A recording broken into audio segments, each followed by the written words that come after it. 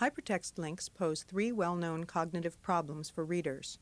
When faced with a link, a reader must decide whether or not to follow it, often with little knowledge about its destination or its relevance. Upon arriving at a destination, the reader must determine its key relationships to the source in order to judge its relevance before continuing.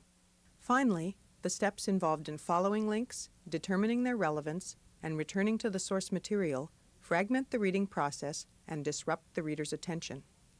The fluid links technique reduces this cognitive overhead by providing glosses at link anchors. Glosses are annotations that offer more information about the link or its destination before the reader leaves the source context. Glosses help readers decide whether or not to follow a link. They thus reduce the disruption of following irrelevant links and prepare readers for understanding relevant ones.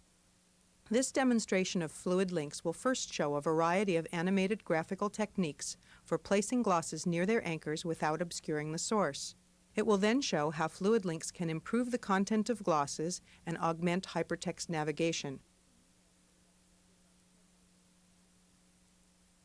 This is a news article about the Iditarod sled dog race in Alaska. As I move the mouse over a link anchor, a gloss grows smoothly from the underline to readable size.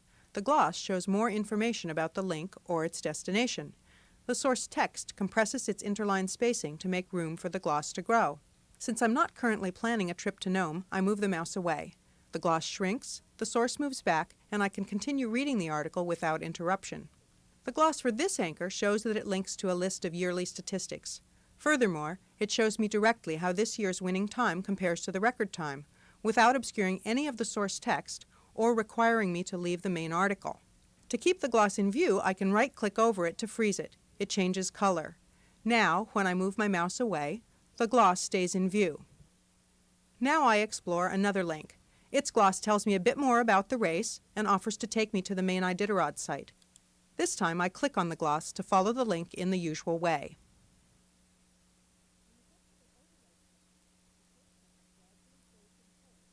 In the textual overlay technique, the source text gradually fades in color to allow the gloss to grow to readable size over top of it. The faded text is still at least partly visible. The textual overlay technique can also be used to expand all of the glosses at once. Now I shrink them again.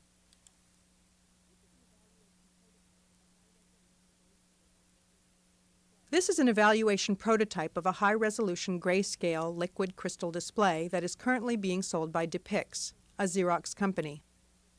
At 282 dots per inch, the resolution closely approximates standard laser print quality. At this resolution, tiny text can replace the underline to give an extra level of gloss that is visible at a glance.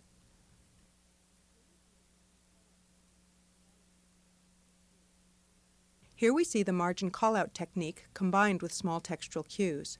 As the mouse moves over a link anchor, the tiny cue thins to a line that moves toward the nearest margin and expands to show the full gloss. The moving line guides the eye to the gloss. When the mouse moves away, the gloss shrinks and the line guides the eye back to the original reading location.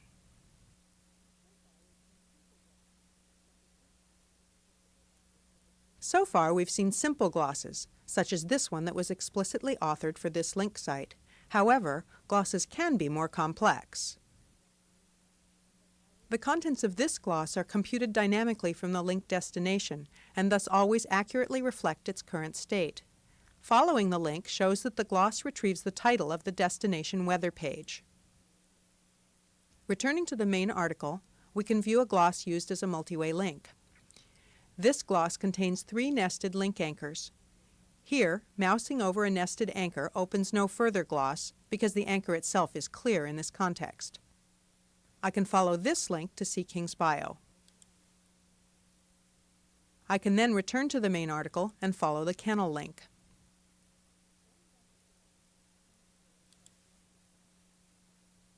Going back again, I can explore a set of nested glosses. This second level gloss is again a multi-way link, but this time the bio anchor has a gloss. The bio gloss contains yet another link, which again has a gloss. At this point, I can exit all the glosses successively, as shown here, or I can move the mouse away from any gloss and close them all at once. Now I reopen them to follow the deepest link.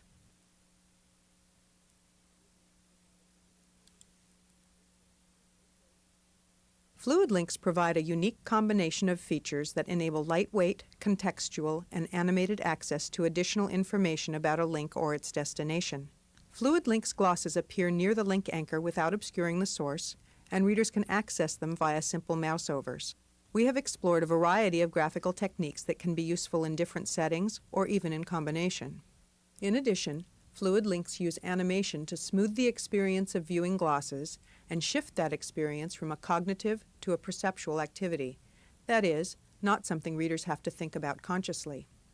In conclusion, we believe that fluid links help readers increase their engagement with source material by reducing the cognitive overhead associated with choosing links and by reducing the disruption of following links. Fluid links blur the boundary between the source and the destination. Computed glosses provide a bring-from approach to hypertext links that may support readers better than the traditional go-to approach. Multi-way links and nested glosses allow readers to skip through intermediate nodes while still attending to their original source frame of reference. These new interactions promise a smoother hypertext experience for readers.